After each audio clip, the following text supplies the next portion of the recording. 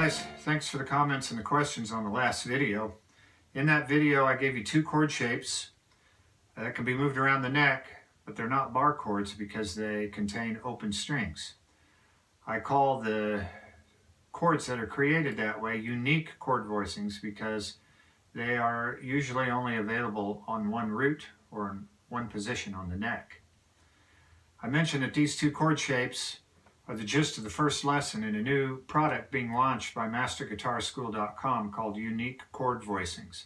It's a downloadable PDF that gives 32 lessons in 155 pages. The lessons include explanatory text, over 1,300 fretboard diagrams, and 35 videos. I'm Jay Daly of MasterGuitarSchool.com, and I've been a professional guitar player since about 1970. I estimate that I've played 10,000 gigs since 1970, and I've taught 50 to 90 students a week since the early 80s. I've also authored a series of method books called Vertical Truth Chordal Mechanisms for the Guitar. In this video, I'm going to show you some unique voicings that derive from first position chords that you probably already know. The method for doing this is to realize that most of these chords have a root that's in the middle of the chord. If you double sharp that root, that gives you the ninth. So these chords have an added ninth in them. And that's how we're going to approach these chords. So we're going to start with the G. The G that everybody knows is that. The ninth, or the root in that chord, it's in the middle there. So we're going to devote the first finger to that. That adds the ninth. Now we have to mute the fifth string with this.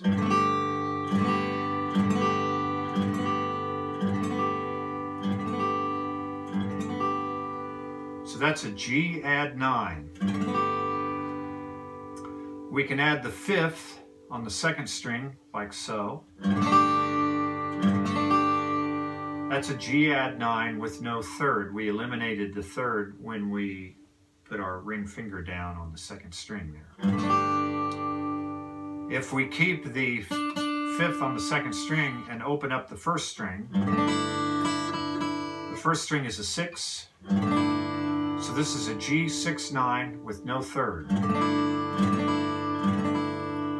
And if we eliminate the ring finger and play the second string open, we now have the third on the second string. So this is a G 6 9. So on the G's, recapping, we have a G add 9 with no third. We have a G add 9.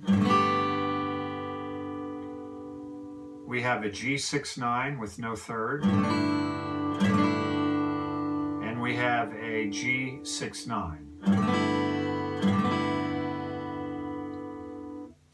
By the way, I'm using an acoustic guitar for this video. The last video I was using a Taylor that was acoustic electric. And the next video I'll use a solid body Strat type guitar of some kind.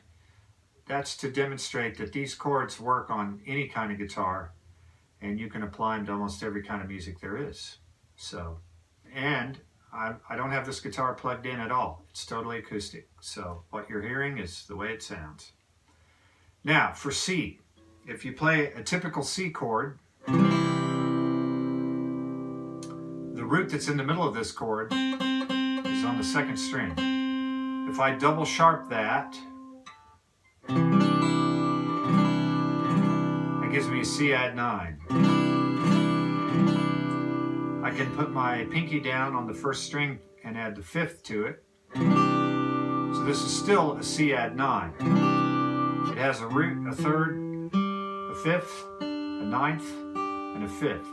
If I have the first string open, I'm doubling the third. Root, third, fifth, 9, third.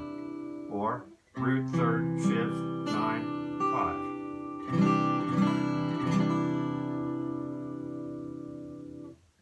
So that's the unique voicings for C. Now let's turn to D. The D that almost everybody plays is this one. The root that's in the middle of that on the second string. If we double sharp it, that gives us this. That's a little bit of a stretch, but that's a beautiful sounding chord.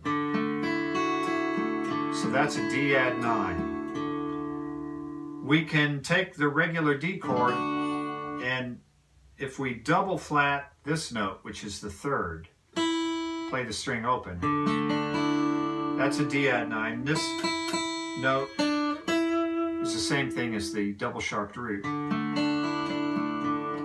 So that's a D add 9 with no third.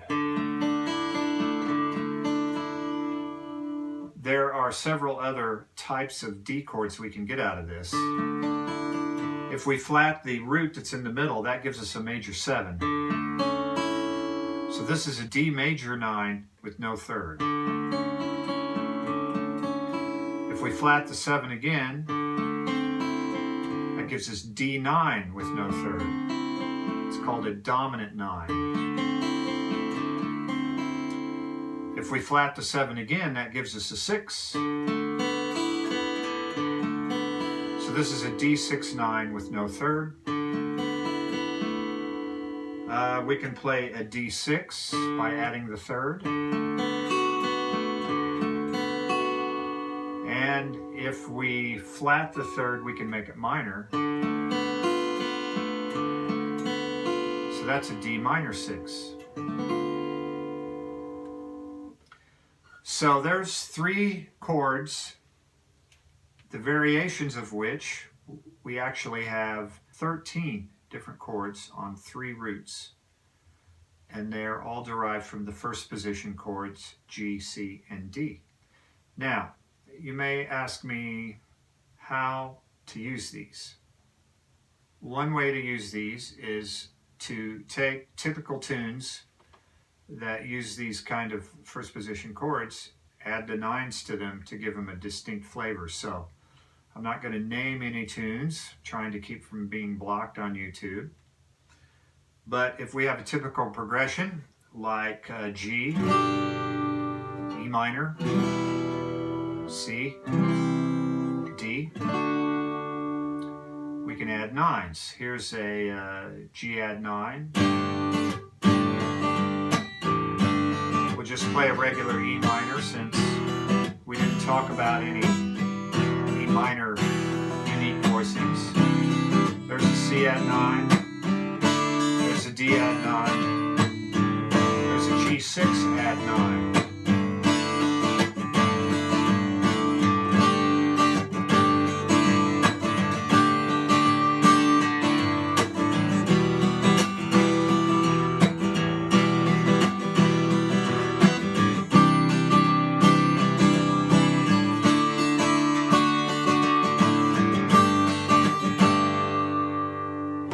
So you hear how a typical chord progression like that, G, E minor, C, D, becomes a little more flavorful.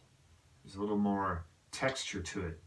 And that kind of thing can be done with almost any first position chord.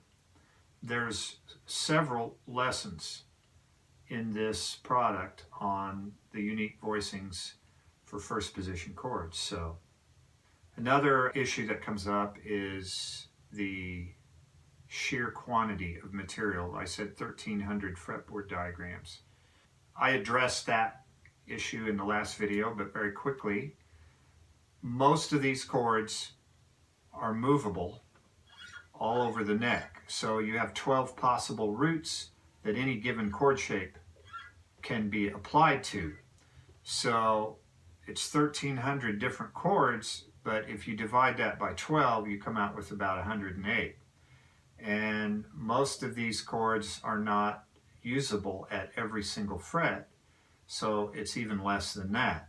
So we're talking about less than 100 chord shapes, but the result of how we use those shapes is over 1,300 different chords. So that's to put your mind at ease about the sheer quantity of it, and also the idea that the best way to learn is to take it in very small increments. And the way I teach and the way my lessons are designed is each step in the process can be its own reward. You can get all kinds of function and use out of each little step that you take, and you could stop at any point in the process and still have gained a lot of value and a lot of function for what you're doing. Another issue that gets raised sometimes is difficulty. The chords that I showed you today are all pretty easy. The hardest one would be the D with the add 9 like this. That's, you know, pretty decent stretch, especially if you're not used to it. And therein lies the secret, if you're not used to it. The way to get used to it is repetition. You just keep doing it, you keep doing it, you keep doing it, and pretty soon it gets easier and easier and easier. Something's only hard if you don't know how to do it, if you haven't done it a lot. So if you do it a lot, it gets easy. And that can be true for almost all the chords in this lesson series. There are a few that some people would find physically impossible. And I always talk about that and point it out when we're going through it. And if there are any workarounds, I give you those. But just remember, it's a poor workman that blames his tools. You can't blame your large hands or your small hands or your fat fingers or your skinny fingers for lack of work.